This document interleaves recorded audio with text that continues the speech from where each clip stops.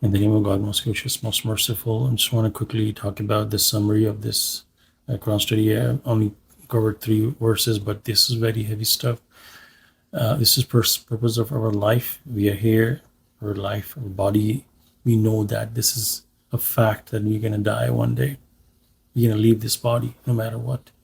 And here God says the righteous do not die. They do not really die. They're going to go from one dimension to another. And this is a very, very important topic. The whole purpose of our life to build, grow the soul. And I'm just going to talk just a quick summary on this. And then God talks about, oh, you who believe. And there's appendix. You can pause and read this appendix 17 and be out of the retribution, which is not limited to the evildoers. And that's part we need to understand. And then God supports the believers. And then appreciative, the one of the most important thing that we need to be appreciative to God.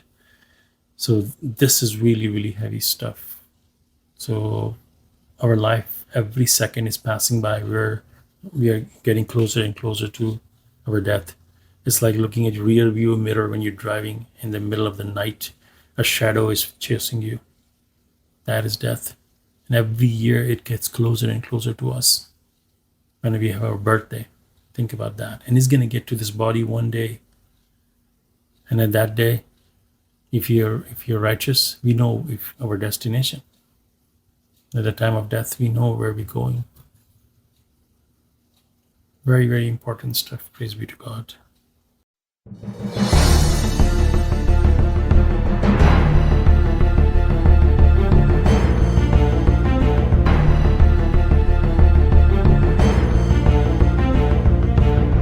In the name of God, most gracious, most merciful.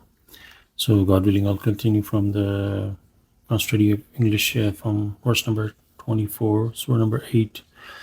I seek refuge in God from Satan the rejected. In the name of God, most gracious, most merciful. And the heading says, the righteous do not really die. O you who believe, you shall respond to God and to the messenger when he invites you to what gives you life. You should know that God is closer to you than your heart, and that before him you will be summoned. And the footnote is, if you read the appendix number 17, when the righteous exit their body, they go straight to heaven. And if you see the appendix number 17, it talks about death. Death is a great mystery to most people, not so for the student of the Quran. We learn that the death is exactly like sleeping, completely with dreams. And Surah 660 and 40:46, the period between the death and resurrection passes like one night of sleep. And you can read all these verses. At the moment of death, everyone knows his or her destiny, heaven or hell. For the disbelievers, death is a horrible event. The angels beat them on their faces and the rear ends as they snatch away their souls. Consistently, the Quran talks about 2 deaths. The first death took place when we failed to make a stand with God, absolute authority. That first death lasted until we were born into this world. The second death terminates our life in this world. So this is the reality of this life, that it will end someday, and this is something everybody accepts it. Nobody can deny that we're going to live forever, and God gives us ways how to avoid that event by being righteous. It's very interesting. If you read even if you read the appendix, it's a great mystery for people. What happens after death? Do we, know the process of death? Where do we go? Why are we here on earth? All these things are answered in the Quran. And anybody who understands, who have access to the Quran, the students of the Quran are those who are sincere with God. Only they can access it. Those who have harbor doubts and all other kind of stuff, then they They cannot access. You have to come with open heart to God, and then when God sheds light and enlightens us, then we are able to see the reality. If we come with wicked mind and all those kind of things along the line, we're we're not going to be able to access the Quran. If you really want to understand the Quran, you have to come with wholeheartedly accepting what God says. People have objections. And yes, the other day we were talking to someone. He says that Quran is not complete, and I'm like, how can you reject that? God Himself says in His book that my book is complete and fully detailed. Then, if you have that mindset, it's not complete. And how you're rejecting God's commandment? So you have to come with open heart, accept what God says. That's when you start. God enlightens you. Along the line, there's a whole process. Praise be to God. And so those who are student of the Quran, they understand it's exactly like sleeping. And probably, when you leave this world as a righteous, your heaven starts, and the day of judgment is probably around the corner. Many times we understand when we sleep, we don't realize how much time has passed. We have to look at the clock, how long I have slept. We don't know. And the people of the cave, they slept for so many years. And around the mark of 300 years, less or increase, something like that. And then when they asked each other, how long did we sleep? Just a night, maybe a day. So once we go into sleep mode, we don't know how long we lasted. So that's why when on the first death had happened, lasted until we were born, because could be billions of years when Big Bang happened and all that stuff. And we just probably slept through it, and all of a sudden we are awake in this world. If we have our memory from the last previous life, it will seems like we just slept over there and we are waking up over here. It's that fast. And time is relevant to the observer. I mean, you can see time doesn't run at the same speed, though it seems like it's running at the same speed, but it's relevant to the observer. You can slow down the time, get on a treadmill or start running. You will see the faster you run, the slower the time will be, because it's a difficult task and you feel like, oh my God, I only ran 5 minutes. But you sit down and open up your phone, hours may pass and you won't even realize, because we're having so much fun and we don't even realize how much time have passed. So it's relevant to the observer. And these are the great mysteries of death. A person knows their destiny, because you don't have to wait for the day of judgment.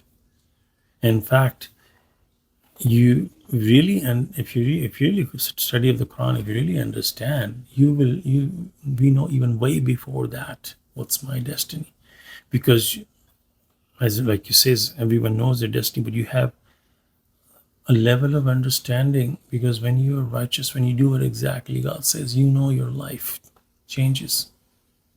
You'll live a happy life.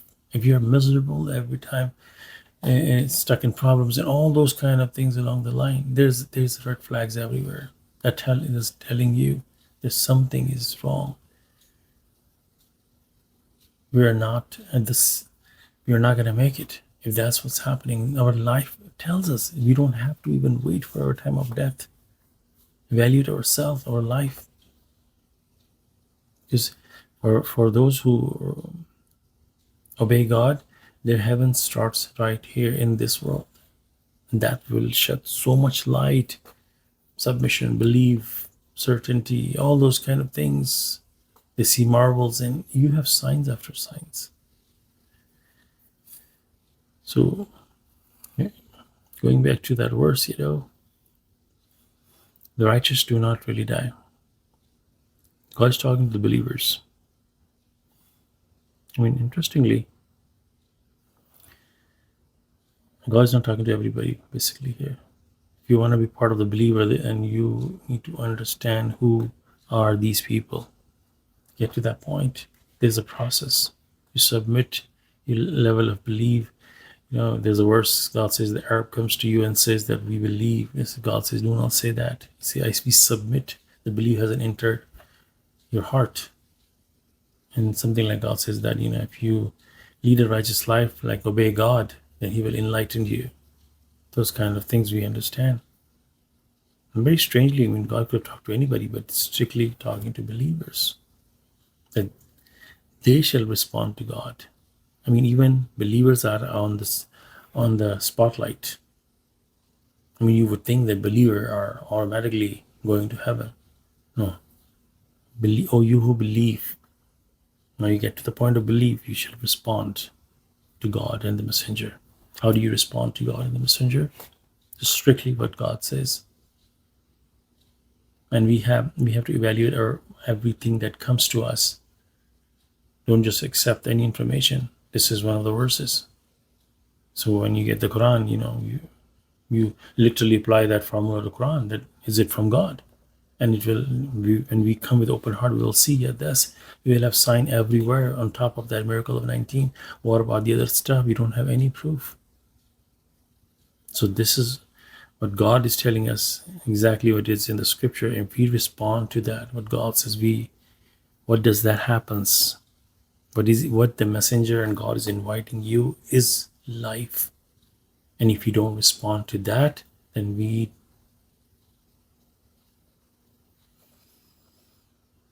gonna lose this life.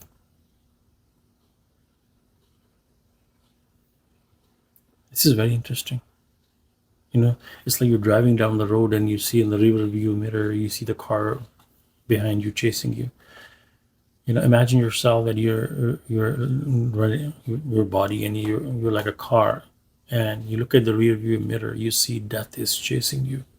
Every year, pretend the death is closer than last year. It's getting closer and closer, and eventually will get to us.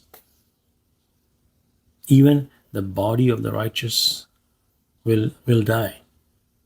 It will become it will decay. It will become part of earth. But what we understand is the soul has been taken out. Body is left behind. It's just a garment. Body is just a vehicle. That's it. You exit your vehicle, and the time we are in this body, we have assignment. We have a very important task to do, to grow our soul. And during this time, if we were able to grow our soul, so basically we exit this vehicle and go into the soul. So those who are not able to grow their soul, when this body time is had expiration date on it, like when you buy milk or any food item, this is expiration date. Even some products says best before.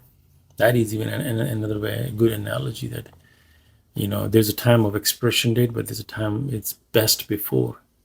So even human life, there's a point where you have to act before that point. When we pass that point, it becomes harder and harder. And then there's a time of expiration date. You come to this world and we leave this world. There's no, this is a lifetime, a lifeline, and this is the expression point. And maybe you can say this is the time where you can say best before, some kind of analogy.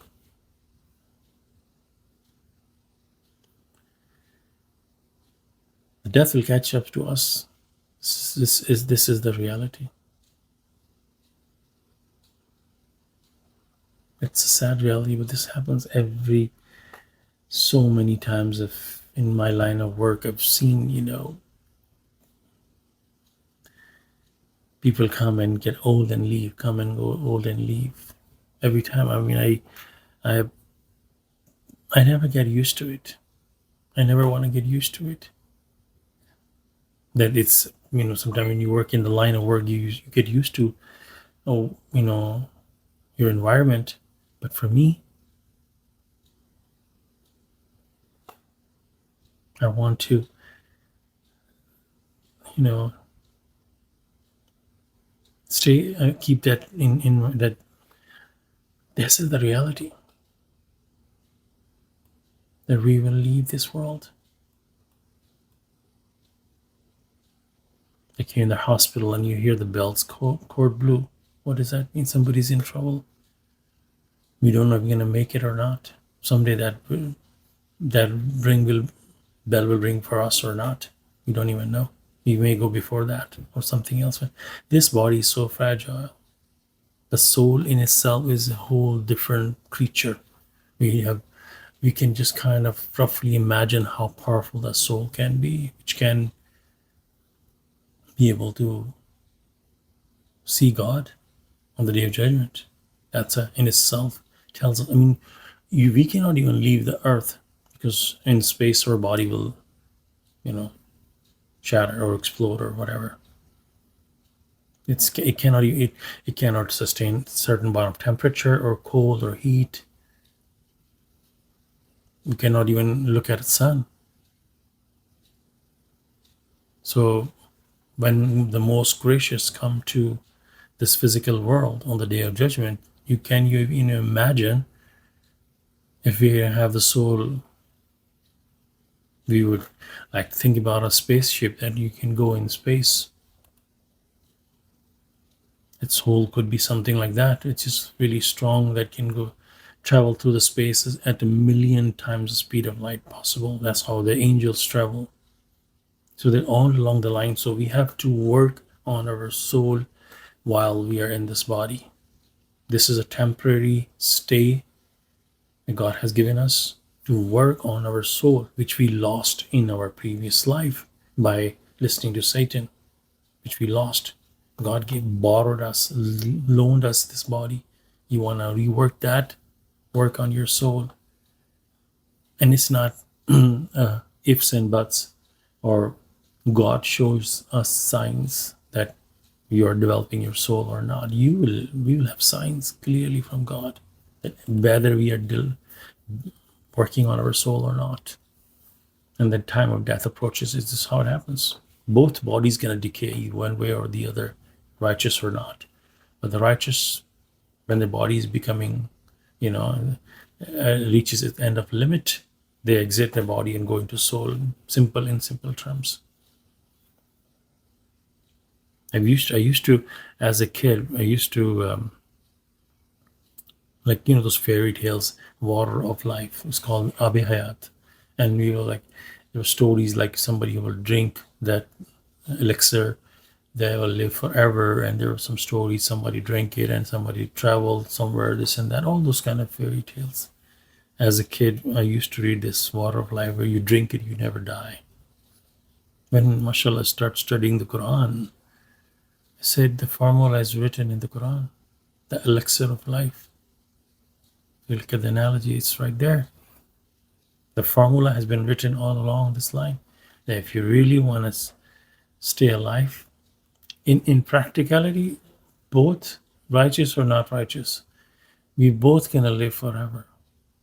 But the difference is that those who goes in hell, they're alive, basically. But what kind of life is that? It's a horrible experiment. But those who live in heaven, that's life. That's the life God is talking about here. It gives you life. But if not, then this is not even a life. People will be begging for death in hell, but death will not come. God says something like death approaches them from every direction, but they will not die. Imagine when you're scared in traveling through a forest or a jungle, where you hear the sound of roaring of a lion or tiger. Every step you take, you're horrified. The fear, nothing happens to us, but the fear of just something can be just around the corner is scary. The fear, the suspense. And you can just kind of imagine what hell would look like. There's so much to ponder, so much to, like right here it says, the righteous exit their bodies, like opening the door of your car and get out and go straight to heaven. In your soul, Very straightforward. When somebody asks you, what did you have for breakfast? People normally say, I have egg and toast and coffee and this and that. No, you didn't have that for breakfast. Your body had it. This is just a loaner. It's like when you work for like a company, like you're a courier, or they give you a truck or a car that to deliver stuff. That doesn't belongs to you. That is just a loaner to give it to you to work for the company. If you do what the company says, then you get paid. If you take the car and do whatever you want and spend the whole day outside, fun, and in the evening when you go back to work and the boss says that where why didn't you deliver the packages or do whatever you're assigned to do you think they'll be happy with you? So this is a loaner to God gave us to do specific the way how we can live this life. And God only demands, to be honest with you, it makes me cry to see God only asks very few things in the Quran, and even those God makes it pleasurable. When you reach the level where the contact prayer becomes a joyful act, when you reach the level fasting and anything that God asks us, it becomes an act of joy. I mean, that's in itself is a joy. And God is only asking very small. And there's so much freedom. So much freedom. And what happens? Satan comes in and create the books and books of things to prohibit this, prohibit that, this and this, and that makes it so narrow pathway where God made our journey on a pathway which is wide and beautiful and travel through pleasure in a state of pleasure. Satan comes, he's our enemy, ardent enemy. He makes our life so difficult, created all the books. You got to do this, you got to do that, and then because we are not obeying God and our life becomes miserable on the top of that, and harder life and miserable. Think about that. That God is only asking us very few things, and there's so much freedom. I was thinking on the fasting month ended that I was like, God, the fasting month is only 1 month. What if God made out of every month maybe 1 week of fasting? And then the whole 12 months, every week there's a fasting. Imagine that. 10 days out of a month, 1 week out of a month. Here, 1 month comes, we get into this routine and we get out. And then 11 months of no fasting. We get Night of Destiny, which is clearly marked, and they try to hide it. So we don't know where it's exactly marked. The moon sighting and everything it's just a whole, we live in a most one of the advanced time of our life. We know exactly where the moon is, when it is born, and when everything is. I mean, it's absurd to even think about. We don't know where the moon is, and people have gone to moon and visited, and all those kind of things happening, and we are stuck in this thing that where the moon is. We gotta see it because we have written the books on the side of the Quran and made us to follow it. We wrote our own life and made it difficult. But God says, no, do this easy. No, we got to make it hard. We wrote the books and we know we're stuck in it. A lot of things will come along the line. I mean, I was so shocked to feel like, God could have prohibited this. God could have prohibited that. I like to listen to music. What if God prohibited it? So many things to enjoy. Very small foods are prohibited that I wouldn't even want to. I'm like, who wants to drink running blood? Who wants to, eat pork and, the dead animal? Who wants to eat that animal? I mean, the things that God prohibited are so small and you don't even want to eat it. But if God prohibited mangoes, your favorite food, beef or some other, eggs or breakfast, think about that. So much freedom. I literally feel like crying on when the fasting month ended. That, my Lord, you have made everything so blessed for us. How much thankful we're supposed to be to you. Praise be to God. God says in 8:25, be aware of retribution, that may not be limited to the evildoers among you. You should know that God's retribution is severe. God is saying, be aware. And previous verse we talked about. What did we talk about? God says, "Oh, you who believe." It's connected with that. It's not just coming out of something. Oh, be aware of that retribution. Then even a believer, we talk about submitter. Believer is a higher standard. That we need to be on our toes. So make sure what God says, we just say, yes, sir, we hear and we obey. Yes, sir. We may not understand. Satan's trick is always to get us confused. Even I see submitters get confused in simple verses. Why? Why would you be simple?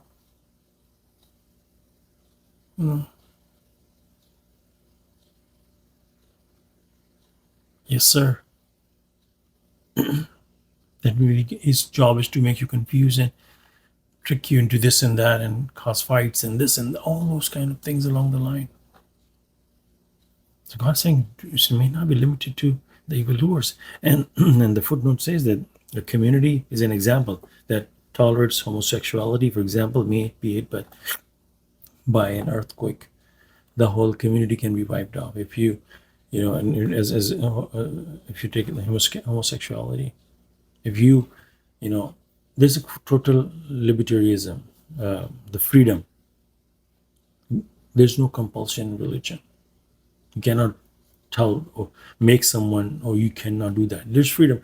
All it is because if you make somebody not do something, it's not doing because of God. It will become he's forced not to do it.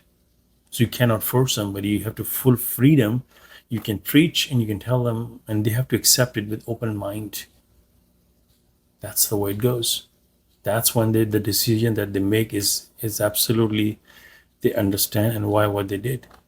Even if you force somebody to be righteous, did he do it for God? No, because he was forced to do it. He said, "You gotta be righteous, or we will evict you from your house, or give you food and this and that, or evict you from town." The person becomes righteous. That's not for God. You have to accept an open heart. So we have to, even as a submitter, we have to understand that if you start accepting all those, even the new stuff that is made up in submission, you start accepting all those things. We have to preach that, no, we have to stay with God. God says, and when the messenger says, we have to obey by that. I'm not going to accept it. Like, for example, the best example is insurance.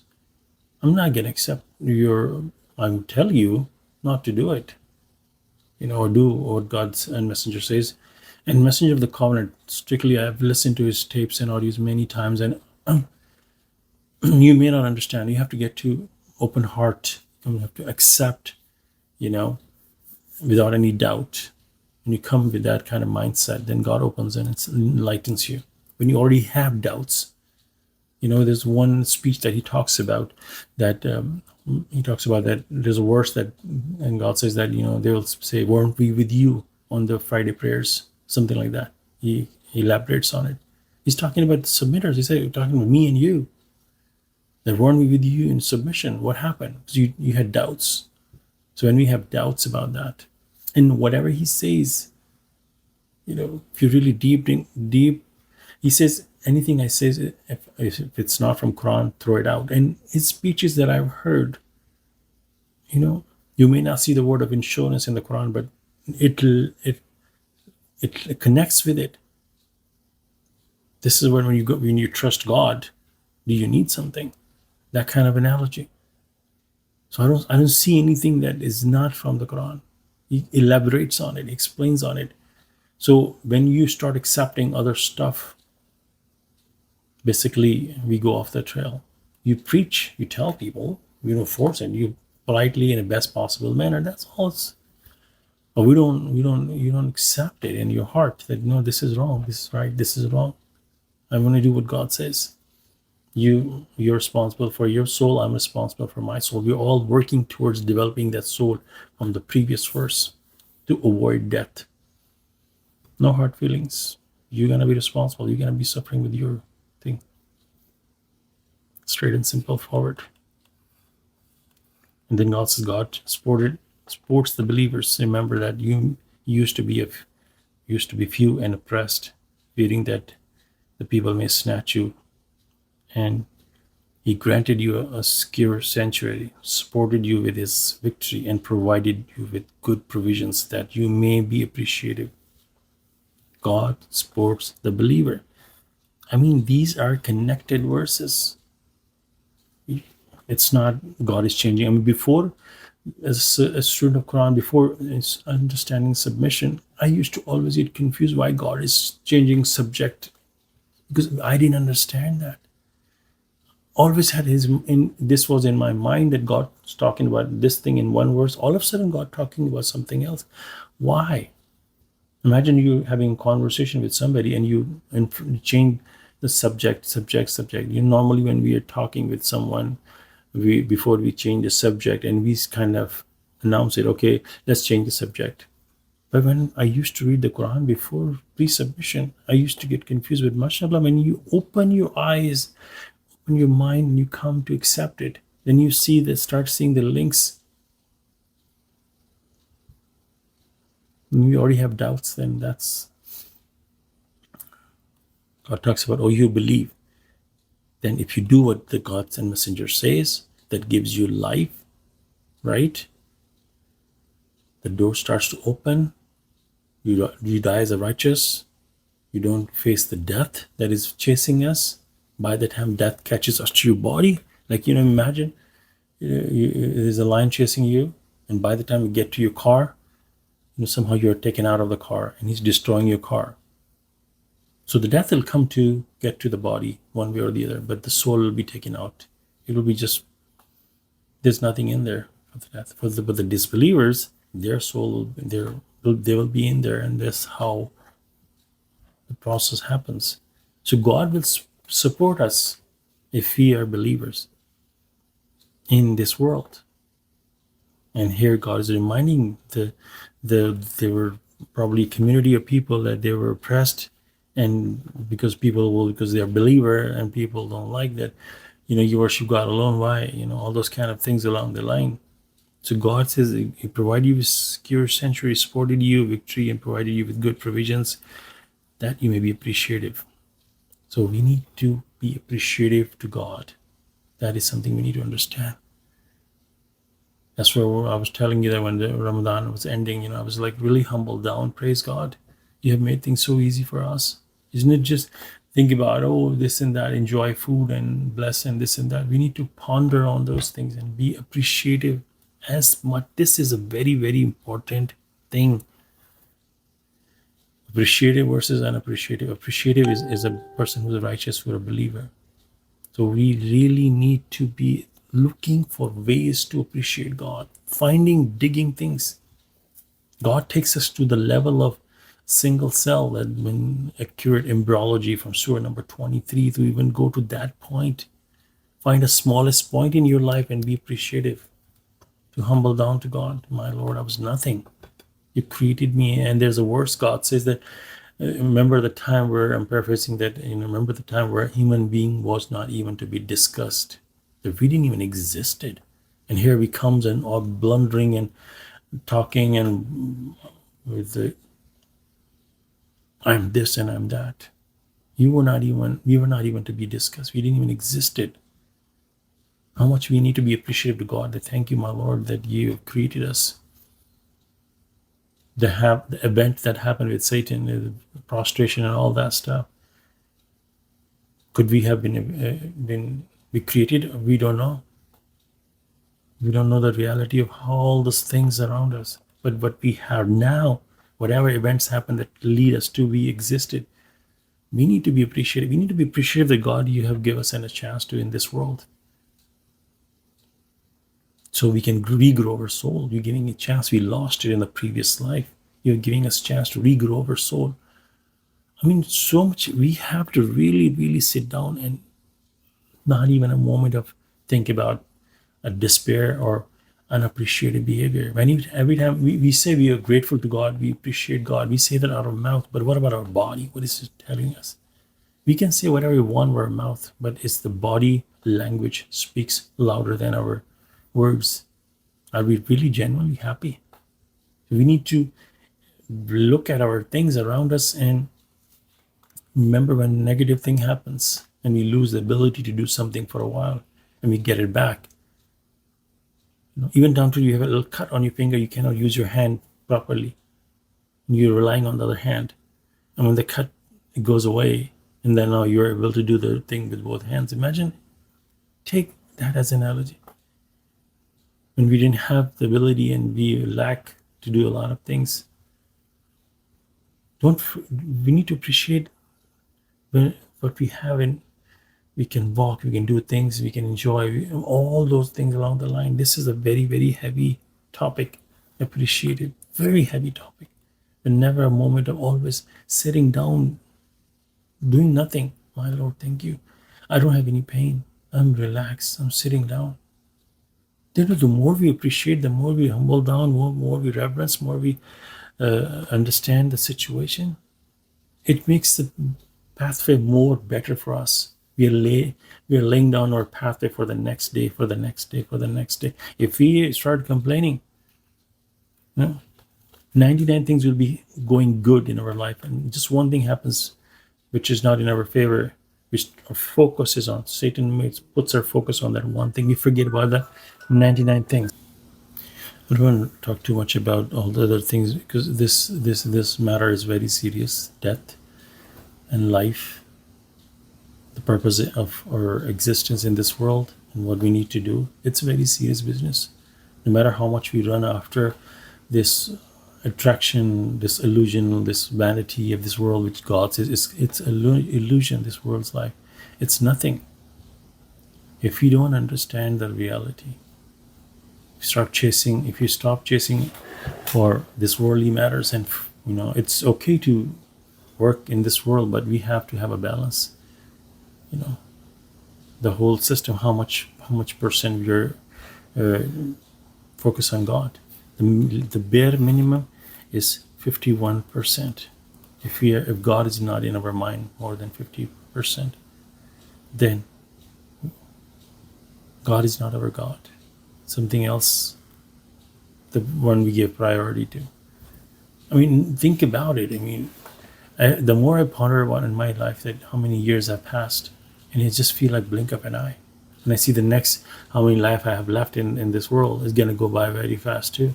And then the death will catch up to me. As I see in my rear view mirror is chasing me. I can imagine that. Which form I can see a shadow of something that is chasing me in the middle of the night. It's getting closer every year. When we have birthday, think about it, it's a few feet closer than the last time. It's the tough actual reality of the world. We need to, we talk so much about what's your retirement plan when you get old. Many people have made their kids at their retirement that they're going to take care of me. This, and there was so much, that small part of, the scale I made. Your life starts here and then ends here. This, after age 60 or something, the retirement, we are so much worried about this time. When I get old, can I work? What about after that? That's infinite life after that. This life will pass by. God will take care of us in a beautiful way. If we are obeying what God says, God will take this part very blissful for us. God creates a way. God says kun and be, and it happens. God, there's no shortage of ways for God to, if you focus on God. We have so much focus on this. We are so much focus on this worldly life, and forgetting about the eternal, forever life. Completely forget about it. And the promises are, God promises us this in this life. Your heaven starts here, and this. This is a very, very heavy stuff. You really need to sit down and think about, I am going to die. Whenever you visit somebody, a family member or someone passed away, take a moment while you're sitting there or talking to them, condolences or being sorry. I will be the one someday. We'll leave this world. Anytime I've gone to hospice places and I see and I feel sad, to me it's like, I'm going to leave this world too. You're passing by a cemetery, graveyard. Think about it. This is going to happen. I need to do something about it. I need to search the truth. What is the reality? God says the minimum requirement, basically any religion, if you believe in God, only God alone, last day, and be righteous. Like being righteous, being a good person. The Messenger of the Covenant explains in this very clearly. This is a blessing that how we would not have understood this verse. He says that good person doesn't cheat, doesn't hurt anybody's feeling, lives by the rules and everything. That person has nothing to fear. That's the bare minimum God has made to that extent. Somebody's in that level. I mean, there's a lot of understanding we need to do. I mean, anybody who reach that level, God will open their eyes and they'll start seeing the reality of this world. Praise be to God.